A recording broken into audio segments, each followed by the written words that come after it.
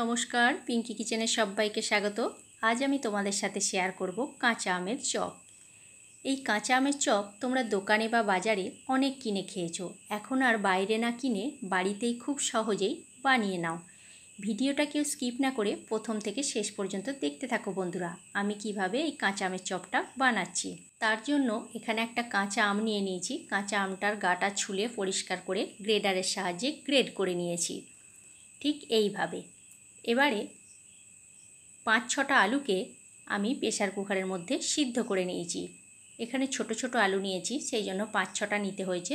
যদি বড় বড় আলু হয় তাহলে তোমরা 2টো আলু সিদ্ধ করে নেবে।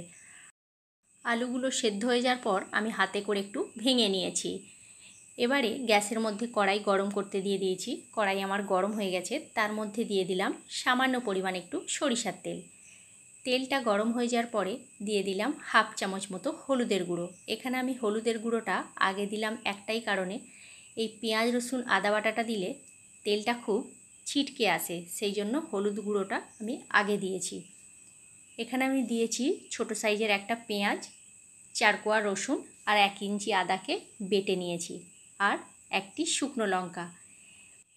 মশলাটা একটু কষিয়ে নিয়ে দিয়ে দিচ্ছি এখানে 3-4টে কাঁচা লঙ্কা কুচি। দিয়ে দিলাম সামান্য পরিমাণ একটু জল।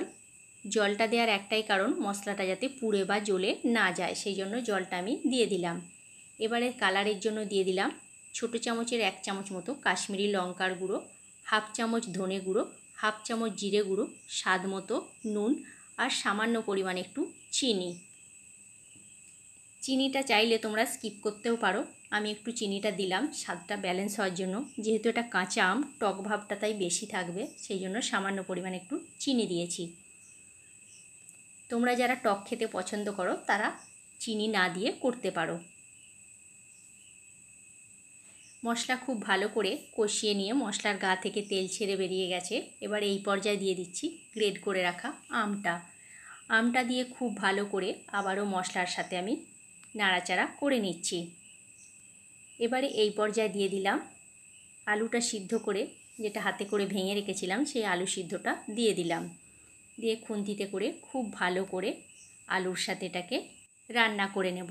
খুন্তিতে করে খুব ভালো করে আলুগুলোকে আমি ভেঙে নিচ্ছি, তাহলে কি হবে, গোটা গোটা আর থাকবে না। এবারে গ্যাসের ফ্লেমটা মিডিয়াম টু লোতে রেখে 3 থেকে 4 মিনিটের জন্য রান্না করে নেব। দেখো এটা একটু শুকনো শুকনো টাইপের হবে, এইভাবে এটাকে নাড়াচাড়া করে রান্না করে নিচ্ছি। দেখো এটা রান্না হয়ে গেছে। এবার আমি গ্যাসের ফ্লেমটা অফ করে দিচ্ছি, দিয়ে এটা থালাতে ঠান্ডা হতে দিচ্ছি। ততক্ষণ আমি ব্যাটারটা রেডি করে নেব। একটা জায়গা নিয়ে নিয়েছি, জায়গার মধ্যে নিয়ে নিলাম 4 চামচ মতো বেসন। আমি এখানে 4 চামচ বেসন ব্যবহার করেছি, যার যতটা পরিমাণে করতে লাগবে সে সেই পরিমাণে বেসনটা নিতে পারো। দিয়ে দিলাম 1/2 চামচ মতো হলুদের গুঁড়ো, 1/2 চামচ জিরে গুঁড়ো, 1/2 চামচ ধনে গুঁড়ো আর 1/2 চামচ কাশ্মীরি লাল লঙ্কার গুঁড়ো, সামান্য পরিমাণে নুন, আর দিয়ে দিচ্ছি খাবার সোডা একদম 1 চিমটি। চামচে করে দিলাম না, বেশি পড়ে যাবে বলে, সেই জন্য হাতে করে আমি দিচ্ছি একদম সামান্য। এবারে অল্প অল্প জল দিয়ে ব্যাটারটা আমি রেডি করে নেব। বেসনটা খুব ভালো করে ফেটিয়ে নিতে হবে, তাহলে চপগুলো খুব সুন্দর হবে। প্রথমেই বেশি জল দিয়ে দেওয়া চলবে না, তাহলে ব্যাটারটা পাতলা হয়ে যাবে। দেখো ব্যাটারটা আমার তৈরি হয়ে গেছে ঠিক এই রকম। এবারে একটা ছোট্ট মতো আমি কড়াই বসিয়ে দিয়েছি। কড়াইয়ের মধ্যে দিয়ে দিচ্ছি বেশ কিছুটা পরিমাণে সাদা তেল। আমি এখানে সাদা তেল ব্যবহার করেছি, তোমরা চাইলে সর্ষের তেলেও এটা করতে পারো।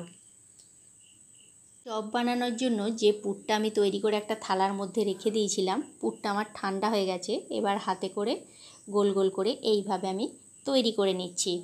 প্রথমে আমি 2টো তৈরি করে নিলাম। এবারে দেখব তেলটা কতটা গরম হয়েছে।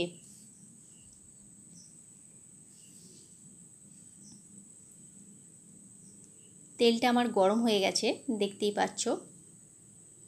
হালকা ফেনাটা আছে, ফেনাটা কেটে গেলে এটা আমি করতে পারবো। গ্যাসের ফ্লেমটা মিডিয়াম টু লোতে রেখে এইগুলোকে আমি ভেজে নেব। আর কড়াইয়ে যে তেলটা গরম হয়ে গেছে সেই তেলটা আমি সামান্য পরিমাণ একটু ব্যাটারটাতে দিয়ে দিলাম। ব্যাটারটায় দিলে কি হবে, মুচমুচে হবে আর খেতে খুব সুস্বাদু হয়। এবারে এইভাবে এক এক করে আমি চপগুলোকে ভেজে নেব। বন্ধুরা, ভিডিওটি তোমাদের যদি ভালো লেগে থাকে লাইক কমেন্ট শেয়ার করো। আর আমার চ্যানেলে নতুন বন্ধু হয়ে থাকলে আমার চ্যানেলটা সাবস্ক্রাইব করার অনুরোধ রইল। আর ফেসবুক পেজ থেকে যদি দেখে থাকো তাহলে আমার পেজটি ফলো করে নিও। দেখো এক পিঠ হয়ে গেছে, আর এক পিঠ আমি উল্টে দিলাম, আর একটা সাইড করে দিয়ে দিলাম। এইভাবে আস্তে আস্তে করে আমি ভেজে নেব। একটা হয়ে গেছে, এটাকে আমি তুলে নিচ্ছি, আর একটাকে আমি উল্টে দিলাম। এই কাঁচা আমের চপটা মুড়ির সাথে খেতে অসাধারণ লাগে বন্ধুরা। তোমরা এইভাবে অবশ্যই বাড়িতে একবার ট্রাই করো, আর কেমন লাগলো আমায় কমেন্ট করে কমেন্ট বক্সে অবশ্যই জানিও।